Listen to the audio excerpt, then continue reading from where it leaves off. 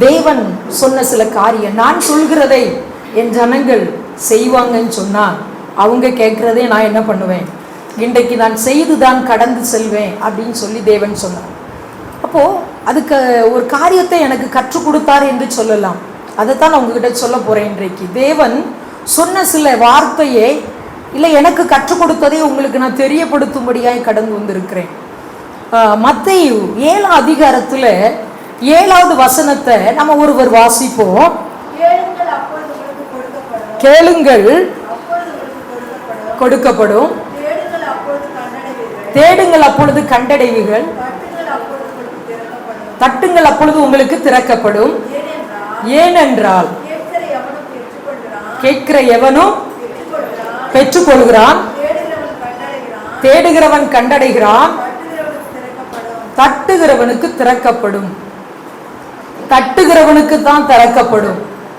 நம்ம சைடு ஒரு பழமொழி சொல்லுவாங்க இல்லையா, அல்றப்பில் தான் பாலை குடிக்குமா, அப்படிதானே? ஆமா. இப்போ தட்டுகிறவனுக்கு திறக்கப்படும்.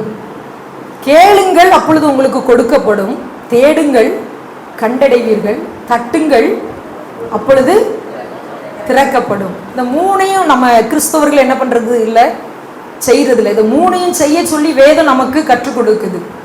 நீதிமொழிகள் ஒருவேளை 8ஆம் அதிகாரம் 16 இல்லைன்னா 17 என்ன சொல்றாரு பார்ப்போம். நீதிமொழிகள் 8:16 இல்லை என்றால் 17. அதிகாலையிலே என்னை சிநேகிக்கிறவர்களை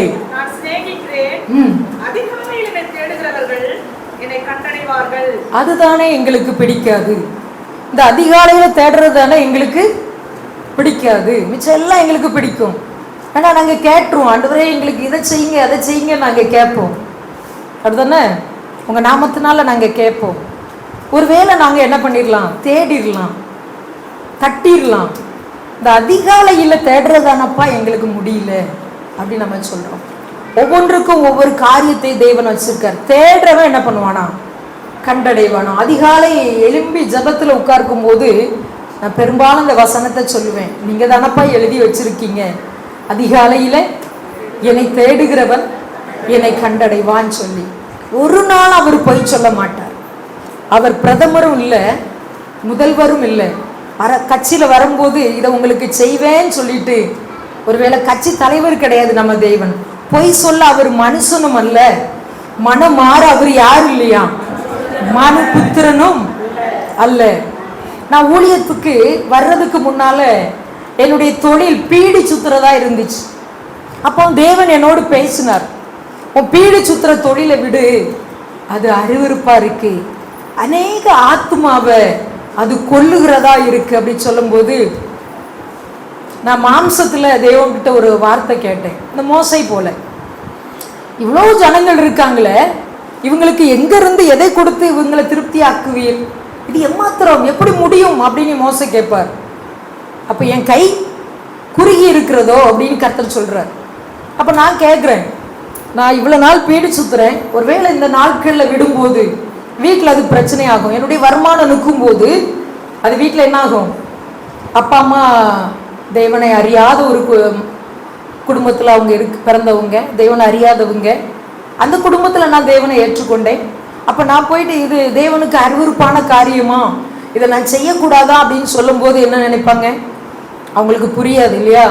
அப்போ நான் தேவனிடத்தில் ஒன்று தான் கேட்டேன், ஆண்டவரே ஒரு 1000 ரூபாய் மாதம் கொடுங்கப்பா, நான் அந்த தொழிலை என்ன பண்ணிடுறேன், விட்டுறேன் அப்படின்னு சொன்னேன். அப்போது அதில் 2 சகோதரிகள் எனக்கு உதவி செய்கிறதாக முன் வந்தாங்க. எப்படி முன் வந்தாங்கன்னா, நாங்கள் மாதந்தோறும் அந்த 1000 ரூபாவை என்ன பண்ணுவோம், ஒரு தங்கச்சி நல்ல கவர்மெண்ட் ஜாப்பாக இருக்கிறா, இன்னொரு தங்கச்சி அவங்க பரம்பரையாக நல்ல வசதி தான். அந்த 2 கையும் என்னுடைய கைக்கு கீழே, ஏன் இருந்த இடத்துல சொல்கிறாருன்னு எனக்கு தெரியல, என் கைக்கு கீழே வச்சு அப்படி ஏந்தி பிடிச்சிருந்தாங்க. இந்த மோசை கையை ஆரோனும் ஊரும் பிடிப்பாங்க இல்லையா, அப்படி தூக்கி இந்த கையை பிடிச்சி ஒரு சின்ன அமௌண்ட்டை 1000 ரூபாய்க்கு கீழே ஒரு அமௌண்ட்டை என் கையில் வச்சு எனக்கு ஜோம் பண்ணுறாங்க. உங்களை நம்பி தான் எஸ்ப்பா இந்த தொழிலை விடுறாங்க, நீங்கள் நடத்தணும், நாங்கள் உதவி செய்வோம்னு சொல்லியிருக்கோம் அப்படின்னு சொல்லி இந்த கைக்கு கீழே அவங்க 2 கை இருக்குது. அன்னைக்கு மட்டும் தான் இருந்துச்சு. அந்த கை என் கைக்கு கீழே அன்னைக்கு மட்டும்தான் இருந்துச்சு. ஆனால் தேவனை நம்பி தேவன் என்னை நடத்துறார், இன்னைக்கு வரை நடத்துறார். யாருக்கிட்டையும் என்ன பண்ணலை. அந்த 2 கை கீழே இல்லை ஏந்துறதுக்கு. ஆனால் இந்த கை ஆண்டவர் மட்டும்தான் என்ன பண்ணுது, நோக்கி இருக்கு. தேவன் நம்மை நடத்துவார், நம்மை நடத்துவார். அநேகர் ஆத்மாவை கொல்லக்கூடிய ஒரு தொழில் செய்து கொண்டு இருந்தேன்னா இன்னைக்கு அநேகருடைய ஆத்மாவை உயிர்ப்பிக்கக்கூடிய ஒரு ஊழியத்தை கர்த்தர் எனக்கு கொடுத்திருக்கிறார். அவர் சொல்ல ஆகும், அவர் கட்டளையிட நிற்கும். இன்னைக்கு உங்களுக்கு அதை தான் செய்ய போறார். ஒருவேளை மனுஷனை நம்பிட்டு இருக்கீங்களா? 2 கை கீழே இருந்துச்சு, இன்னைக்கு இல்லை பாருங்க. 2007 நான் அந்த தொழிலை விட்டேன். இன்னைக்கு வருஷம் என்ன ஆகுது? 18 வருஷம் ஆகுதா? 18 வருஷமும் ஏசாயா 58:11 சொல்லுது, கர்த்தர் உன்னை நித்தம் வழி நடத்தி, ஒரு நாள் நடத்த மாட்டார், நம்மை நித்த வழி நடத்துவார். சங்கீதம் 48 ஒரு லாஸ்ட் வசனம் சொல்லுகிறது, இந்த தேவன் என்றென்றைக்கும் உள்ள சதா காலங்களிலும் நம்முடைய தேவன் மரண பரியந்த நம்மை நடத்துவார். என்ன நடத்துகிற தேவன் கண்டிப்பாக உங்களை நடத்துவார். புதிதாக அந்த இடத்துல நீங்கள் ஒரு சிலர் அதில் இருந்தாங்க, ஒருவேளை நேரம் ஆகிட்டு போயிட்டாங்களா என்னன்னு தெரில. கண்டிப்பாக அவங்க வந்து அந்த காரியத்தை கர்த்தர் என்ன பண்ணுவார், வாய்க்க பண்ணுவார். அவர் வாக்கு கொடுத்தா வாக்கு மாறாத தேவன். நம்ம இன்றைக்கு எடுத்துக்கொள்வோம், நம்ம செய்ய வேண்டிய 3 காரியங்கள். நம்ம இந்த மத்தேயுல பார்த்தோம், கேட்கிற எவனும் பெற்றுக்கொள்வானா, தட்டுகிறவனுக்கு தான் என்ன பண்ணுதான், திறக்கப்படுமா. தட்டிக்கிட்டே இருக்கணும், திறக்கும் வரை என்ன பண்ணணும், தேவன் தன்னுடைய இருதயத்தை திறக்கும் வரை, தன்னுடைய கரங்களை திறக்கும் வரை, அவருடைய கண்கள் நம்ம மேல திறந்து பார்க்கும் வரை. வேதம் சொல்லுது, பரத்திலிருந்து எல்லா மனுபுத்திரரையும் கண்ணோக்கமானாராம், பார்த்துக்கிட்டே இருக்கிறாராம். அவருடைய கண்கள் நமக்காக திறக்கப்படணும், அவருடைய இருதயம் நமக்காக திறக்கப்படணும். அப்ப நம்ம 3 காரியத்தை என்ன பண்ணணும், செய்யணும்.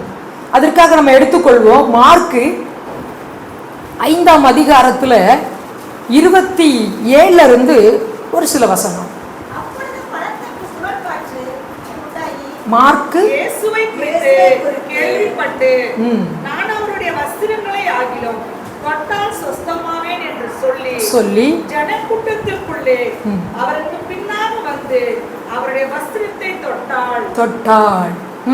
உடனே அவளுடைய உதிரத்தின் ஊரல் நின்று போயிற்று. அந்த வேதனை நீங்கி ஆரோக்கியம் அடைந்ததை அவள் தன் சரீரத்தில் உணர்ந்தாள். இங்க நம்ம நல்லா கவனிக்க வேண்டிய ஒரு காரியம், நம்ம செய்யக்கூடிய ஒரு காரியம் கூட. அவள் என்ன பண்ணாலாம், இயேசு குறித்து கேள்விப்பட்டு அப்படியே வீட்டில் இருந்துடல. நான் என்னுடைய சாட்சி இந்த இடத்துல சொல்லணும்னா எனக்கு டைம் இல்லை, வேற செஞ்ச சாப்பாடெல்லாம் நாங்கள் மட்டும்தான் உட்காந்து சாப்பிடணும்னு, அவ்வளோதான், நீங்கள்லாம் விட்டுட்டு போயிடுவீங்க. ஏன்னா அவ்வளோ பெருசாக அவ்வளோ டைம் வேணும் என்னுடைய சாட்சி சொல்றதுக்கு. அவள் அவரை குறித்து கேள்விப்பட்டுட்டு அப்படியே இருக்கல. இயேசு கிறிஸ்து எனக்கு தரிசனமானார். நான் ஒரு இந்து குடும்பத்தை சார்ந்ததுனால எனக்கு தேவனை பற்றி தெரியவே தெரியாது. அவர் ஒரு தெய்வங்கிறது தெரியும், புரியுதா? அவர் ஒரு தெய்வங்கிறது, முஸ்லீம் மற்ற மதங்கள் இருக்கிறது போல அவரும் ஒரு தெய்வங்கிறது தெரியும். ஆனால் அவரை குறித்து நான் கேள்விப்படும் போது, என்னுடைய தரிசனத்தில் நான் பார்க்கும்போது, அடுத்து நான் என்ன முயற்சி பண்ணேன்னா அவரை தேடணும். என்ன பண்ணணும்? நான் அவரை கேள்விப்படுறேன். இந்த இயேசு சுகம் கொடுக்கிறார், மரித்தோரை எழுப்புறார், வியாதிகளை நீக்குகிறார், நான் கேள்விப்படுறேன். என் வியாதி நேரத்தில் நான் கேள்விப்படுறேன். அப்போ நான் அப்படியே இருந்துட்டா காரியம் நடக்குமா? நான் கேள்விப்பட்டதுனால நான் எங்கே போகிறேன் அவரை அறியறதுக்கு? இல்லைன்னா அவரை தொடறதுக்கு எங்கே போகிறேன்னா திருநெல்வேலி மாவட்டத்திலேருந்து சென்னைக்கு போகிறேன். ஏன்னா என் வீட்டுக்குள்ளே தேவனை நான் என்ன பண்ண முடியாது, தொட முடியாது, தேட முடியாது. ஒரு பூசாரியுடைய மகள், எங்கள் அப்பா 2 ஆடுவாங்க பூசாரியாக இருந்து, அம்மாவும் என்ன பண்ணுவாங்க 2 ஆடுவாங்க. கர்த்தருடைய பெரிய கிருபையில் எங்கள் அம்மா இயேசுவை ஏற்றுக்கொண்டாங்க. போன வருஷத்தில் இல்லை இந்த வருஷத்தில் ஜனவரி 26ஆம் தேதி எங்கள் அம்மாவுக்கு முழுகி ஞானஸ்தானம் கொடுத்து 3 மாதங்கள் கர்த்தருடைய சரீரத்தையும் ரத்தத்தையும் என்ன பண்ணிட்டாங்க, எடுத்துட்டாங்க. நான் வணங்குன்னு அவங்க சொல்கிறாங்க, வாயில் அறிக்கை செய்கிறாங்க, நான் வணங்குனது எல்லாம் எப்படி இருந்திருக்கு? சரி, அந்த வார்த்தை நம்மளுக்கு வேண்டாம். அப்போ இந்த தேவனை அறியணும்னு சொன்னா எங்க போயிடணும்? அவரை தேடி போயிடணும். இந்த பெரும்பாடு உள்ள ஸ்திரியை பாருங்க, வைத்தியர்களால் எல்லாம் என்ன பண்ணிட்டாங்க? எல்லா காசுலாம் செலவாயிடுச்சு. அதுக்கு முந்தின வசனம் அதுதான் சொல்லுது. எல்லாம் செலவழிஞ்சு போச்சு. அவங்க இயேசுவை குறித்து கேள்விப்படுறாங்க. நம்மளும் அப்படிதான் பாருங்க, எல்லாம் நம்ம கையில இருந்து அழிஞ்ச பிறகு இல்ல குறைபட்ட பிறகுதான் அந்த இயேசு குறித்து எப்பவோ சொல்லியிருப்பாங்க, நம்மளுக்கு அப்போ அந்த நினைவு வரும். நம்ம ஏன் இந்த தேவனை கொஞ்சம் தேடக்கூடாது? ஏன் அவரை நான் தொட்டு பார்க்க கூடாது? வேதத்துல நீங்க பாத்தீங்கன்னா அவரை தொட்டவங்களும் சுகமானாங்களாம். அவர் யாரை தொட்டாரோ அவங்களும் என்ன பண்ணாங்களாம்? சுகமானாங்களாம். நான் அடிக்கடி யோசிக்கிற ஒரு காரியம் உண்டு. ஒரு பெரிய மெடிக்கல் இருக்குன்னா நம்ம கொண்டு போற லிஸ்ட்டுக்கு அங்கே எல்லாமே மருந்து மாத்திரைலாம் இருக்கும். அதே ஒரு சின்ன மெடிக்கலா இருந்தா இல்லையே, அங்க போய் கேளுங்க அப்படின்னு சொல்லுவாங்க. ஆனா இயேசு கிறிஸ்துவ கவனித்து பார்ப்போம்னு சொன்னா அவருடைய வஸ்திரத்தை தொடும்போது சுகம். அவர் அப்படியே அவருடைய உமிழ் நீர்ல கண்ணு திறக்கப்படுது. ஆஸ்பத்திரிக்கு கண்ணு தெரியாதவங்களை நீங்க கூட்டு போங்க, அங்க எவ்வளோ டெஸ்ட் பண்றாங்க தெரியுமா? முதல்ல கண்ணுக்குள்ள மருந்தை ஊற்றி அந்த கண்ணாடி போடுறதுக்கு முன்னால எங்களுக்கு அப்படிதான் 1 மணி நேரம் வச்சுட்டாங்க. ஃப்ரெண்டு கையை பிடிச்சிட்டு தான் அன்னைக்கு ஃபுல்லாக நடந்தேன். ஏன்னா ஒன்றுமே தெரிய மாட்டேங்குது. நம்ம அன்று ஒன்றுமே பண்ணலை. அப்படியே ஒரு உமிழ் நீரில் என்ன பண்ணார்? ஒரு சேரை உண்டாக்கி அதை அப்படியே கண்ணில் பூசி போய் கழுவுன்னு சொன்னார். நம்ம தேவனுடைய வஸ்திரத்தில் ஒரு பெரிய விடுதலை இருக்கு. அவருடைய உமிழ் நீரில் பாருங்க, ஒரு மனுஷனுக்கு என்ன ஆகுது? ஒருவேளை நீங்க இன்னைக்கு ஒருவேளை நம்பிக்கையற்ற ஒரு சூழ்நிலையில இந்த இடத்துல வந்திருப்பீங்கன்னு சொன்னா, கர்த்தருடைய வசனத்தை கேட்டுட்டு இருப்பீங்கன்னு சொன்னா, அந்த வார்த்தை உங்களை குணமாக்கும். உங்க உள்ளுறுப்புகள்லாம் என்ன பண்ணும்? பலனடையும், சுகமடையும். கர்த்தருடைய வார்த்தையை உண்மையா இந்த இடத்துல பிரசங்கிக்கிறேன். அவருடைய நாமத்தினால அவர் மூலமாய் பிடிக்கப்பட்டு அபிஷேகம் பண்ணப்பட்ட நான் அவருடைய வார்த்தையை பேசுறேன்.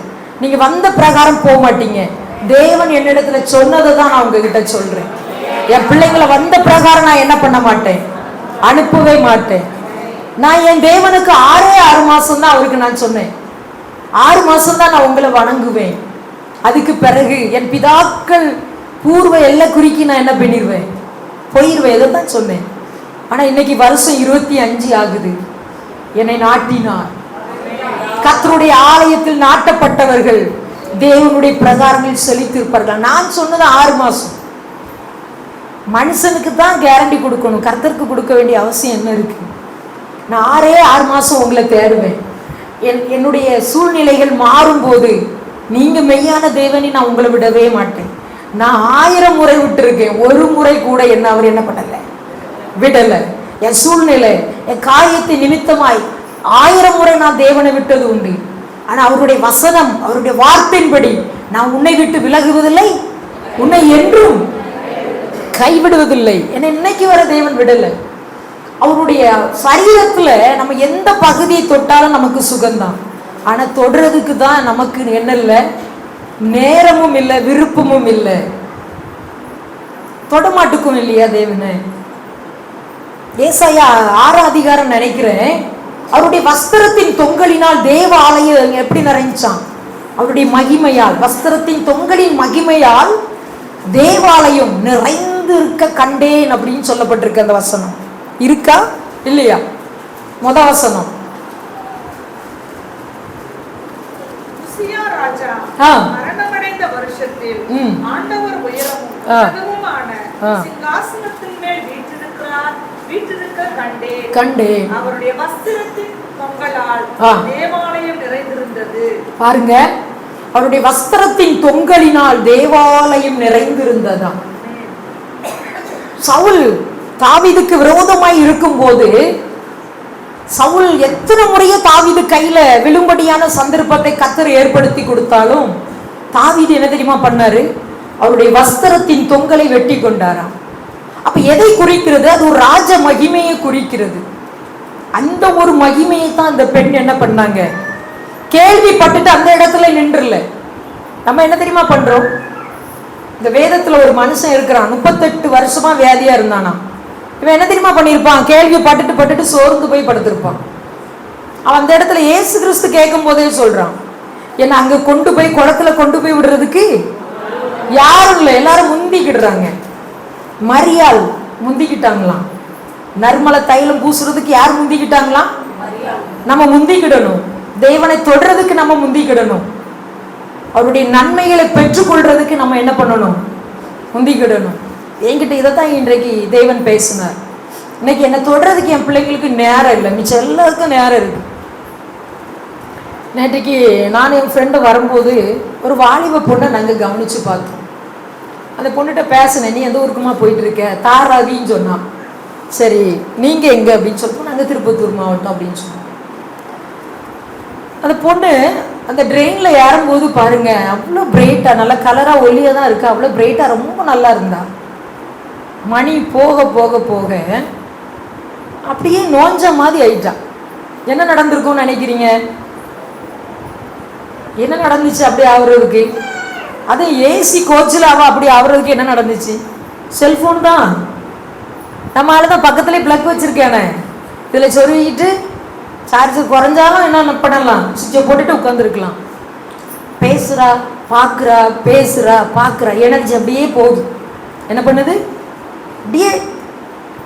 அப்போ தான் நான் நினச்சேன், இப்படி தொட்டு இப்படி பண்ணுறதுக்கு இயேசுவை தொட்டுக்கிட்டே இருந்தா எப்படி இருக்கும்?